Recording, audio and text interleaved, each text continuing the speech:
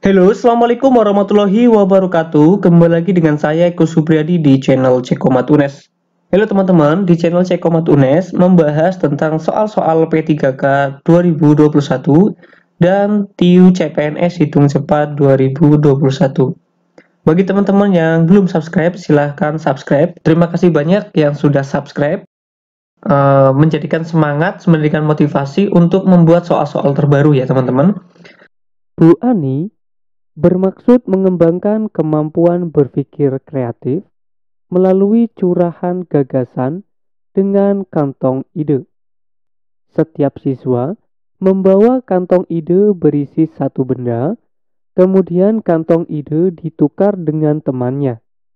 Tugas siswa adalah memberikan kata sebanyak mungkin berkaitan benda yang ada di kantong ide tersebut. Cara yang digunakan Bu Ani dapat mengembangkan keterampilan berpikir A. Konvergen, B. Vertikal, C. Logis, D. Divergen. Nah, menurut teman-teman, jawaban yang tepat untuk soal Bu Ani yang bermaksud mengembangkan kemampuan berpikir kreatif melalui curahan gagasan dengan kantong idenya adalah yang mana nih teman-teman? Oke, kita bahas ya teman-teman. Menurut J.P. Wilford, membagi proses berpikir manusia menjadi dua tipe nih teman-teman. Yang pertama yaitu divergen dan konvergen. Untuk berpikir divergen yaitu ide generation. Orang-orang dengan tipe berpikir divergen mampu menghasilkan dan memproduksi ide-ide baru dan kerap dikaitkan dengan kreativitas. Kalau konvergen yaitu berpikir ide analisis. Sedangkan orang-orang dengan tipe berpikir konvergen mampu menganalisis ide dan dikaitkan dengan kemampuannya menyelesaikan masalah atau problem solving. Jadi, untuk soal Bu Ani bermaksud mengembangkan kemampuan berpikir kreatif, yaitu adalah yang D teman-teman, divergen. Karena dia menganalisis dulu dan berpikir konvergen mampu menganalisis ide dan dikaitkan dengan kemampuan menyelesaikan masalah. Karena tugas siswa adalah memberikan kata sebanyak mungkin berkaitan benda yang ada di kantong ide tersebut. Nah, setiap siswa membawa kantong ide berisi satu benda, kemudian kantong ide ditukar dengan temannya. Nah, cara yang digunakan Bu Ani adalah dapat mengembangkan keterampilan berpikir divergen. Oke, teman-teman, kita bahas soal berikutnya.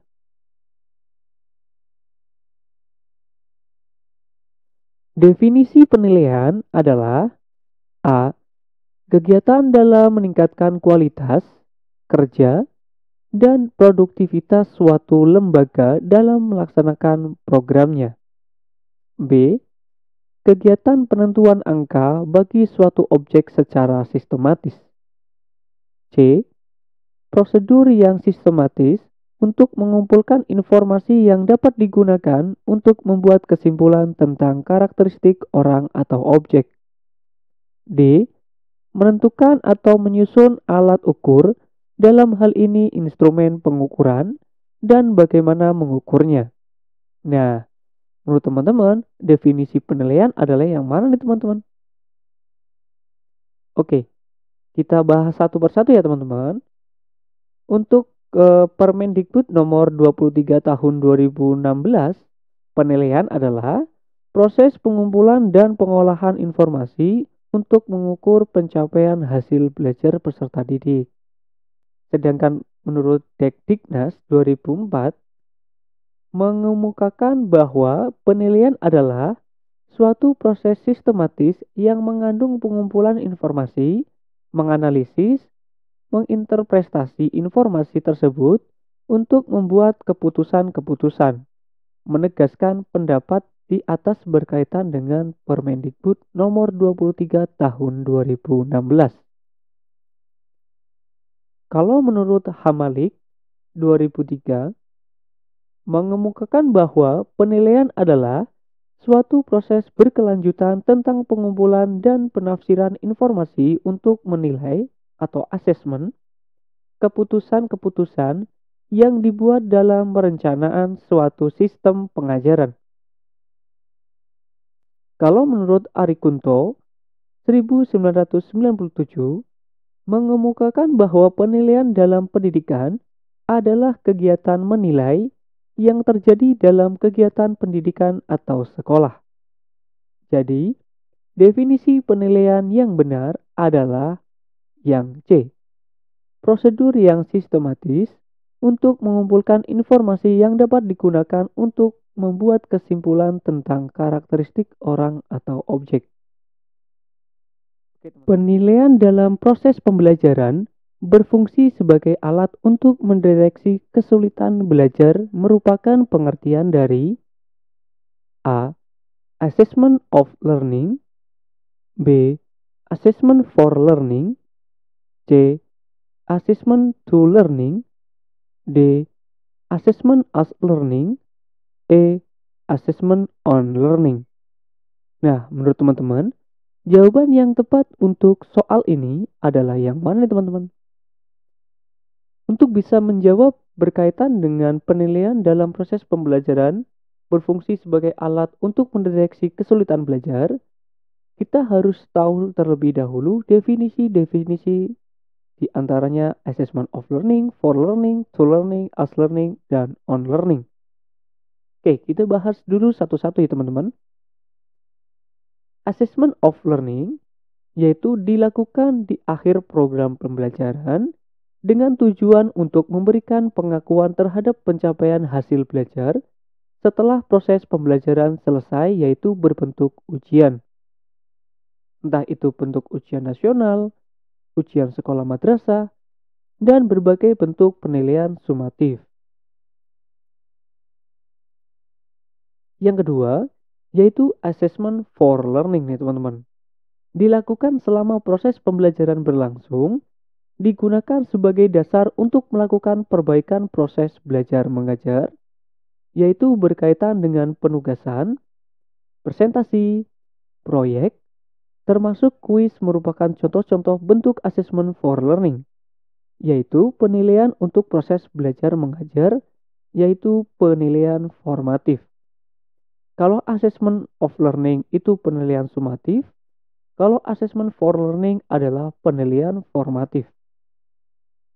Untuk assessment of learning, yaitu dilaksanakan selama proses pembelajaran berlangsung, melibatkan peserta didik secara aktif dalam kegiatan penilaian tersebut. Tujuannya, menjadi bahan belajar siswa dalam berpartisipasi dalam menilai kemampuannya sendiri dengan keikutsertaan dalam menentukan teknik dan prosedur dan lain-lain. Penilaian terhadap kemampuan sendiri. Kalau assessment of learning yaitu penilaian sumatif, kalau assessment for learning yaitu penilaian formatif, kalau assessment as learning yaitu penilaian terhadap kemampuan diri sendiri. Jadi, dalam penilaian proses pembelajaran sebagai alat untuk mendeteksi kesulitan belajar merupakan pengertian dari B. Assessment for learning.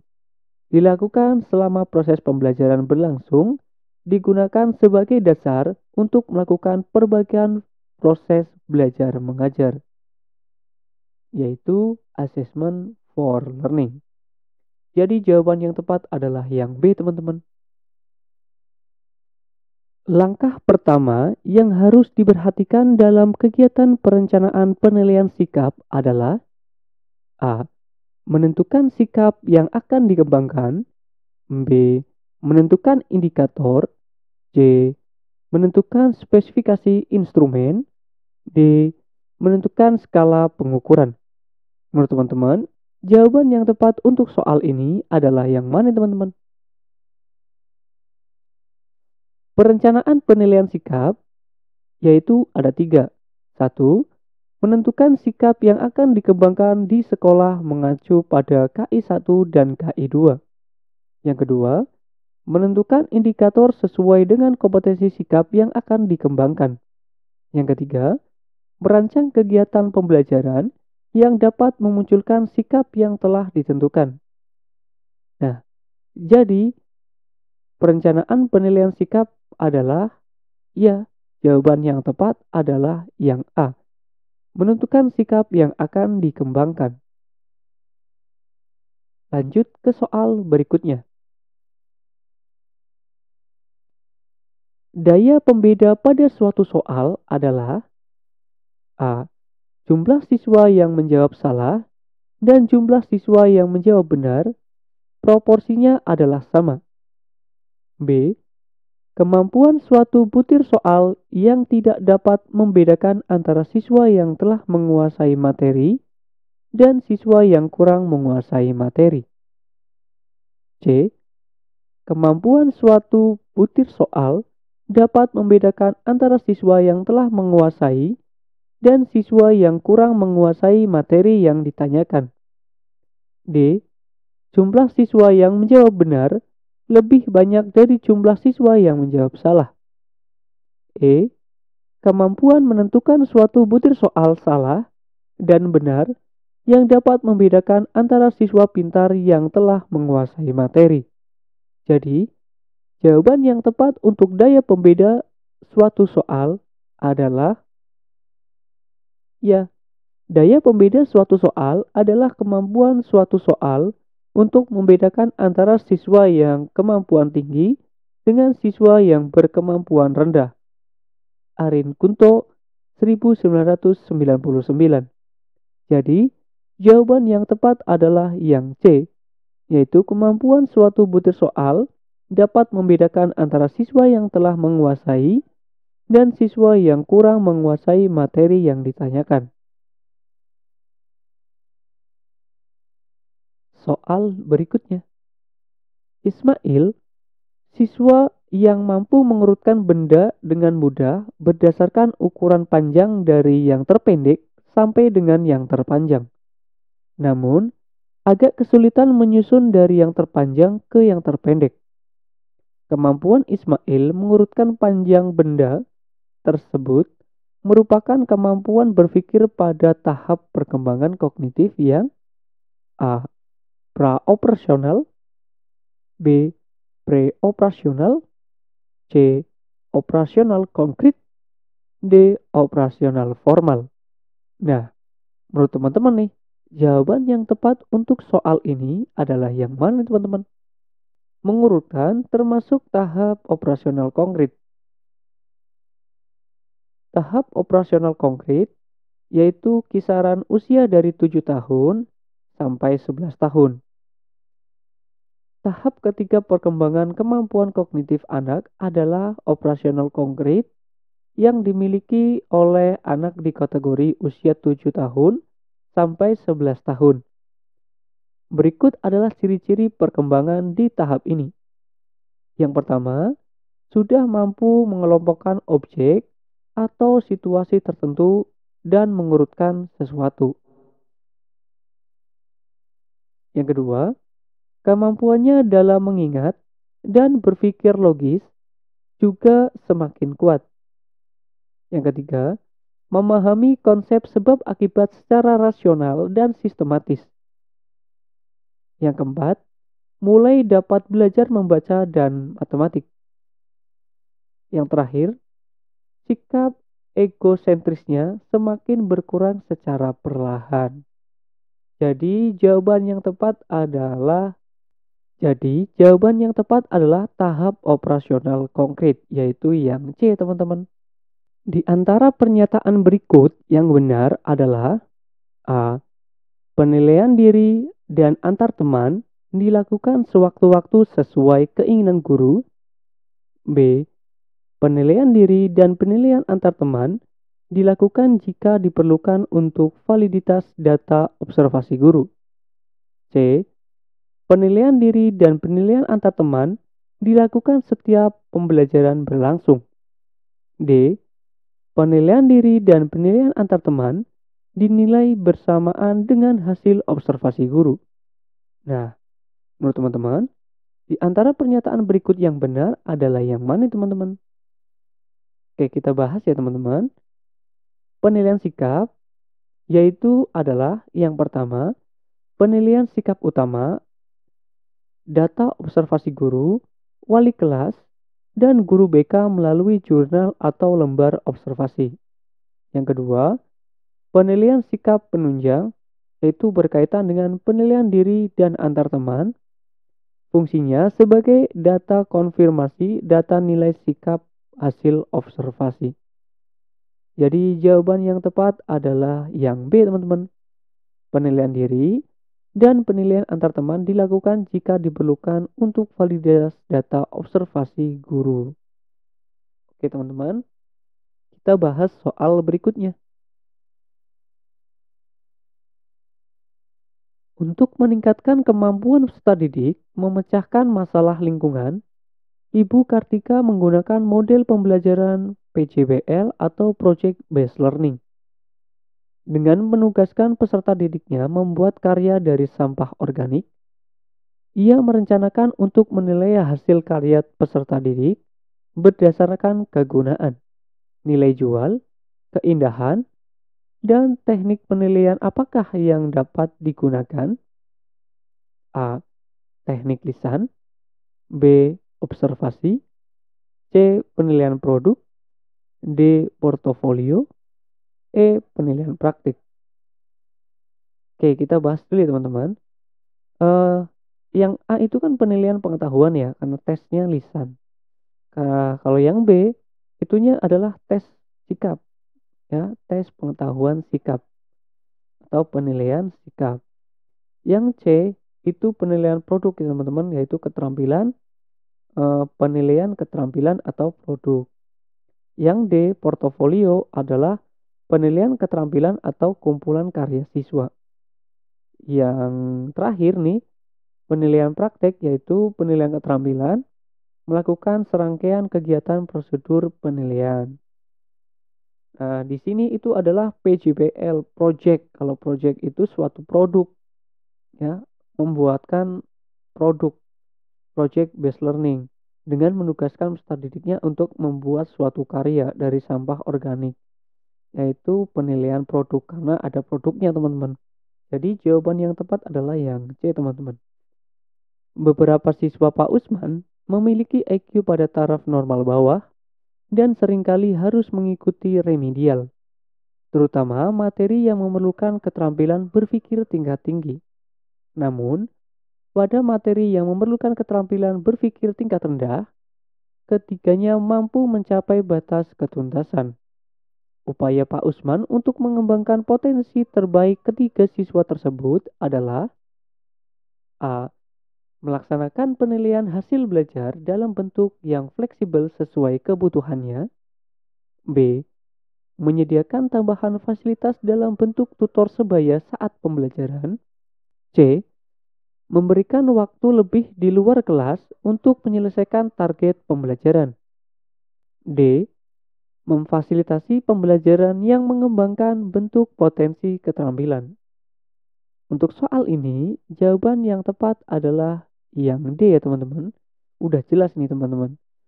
Beberapa siswa dari Pak Usman memiliki IQ pada taraf normal bawah dan seringkali harus mengikuti remedial. Nah, tetapi pada keterampilan berpikir tingkat rendah, ketiganya mampu mencapai batas ketuntasan.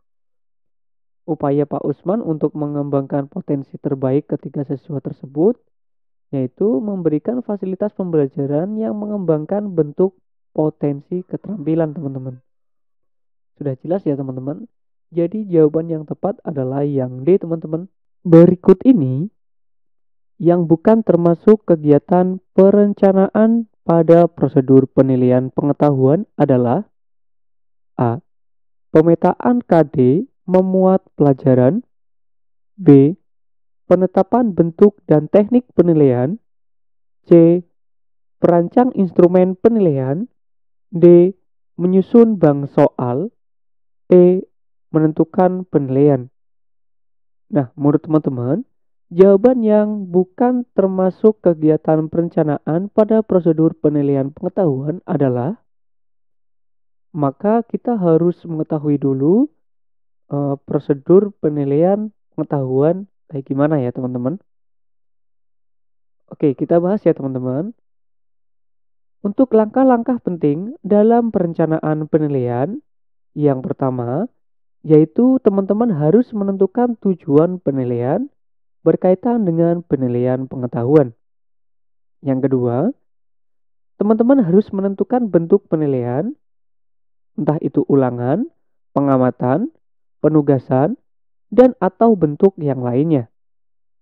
Yang ketiga, memilih teknik penilaian, yaitu baik teknik tes tertulis, tes lisan, ataupun tes penugasan.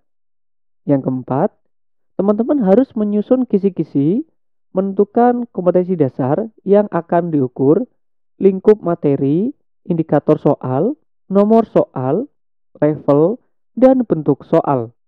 Yang kelima, teman-teman harus menyusun soal tersebut.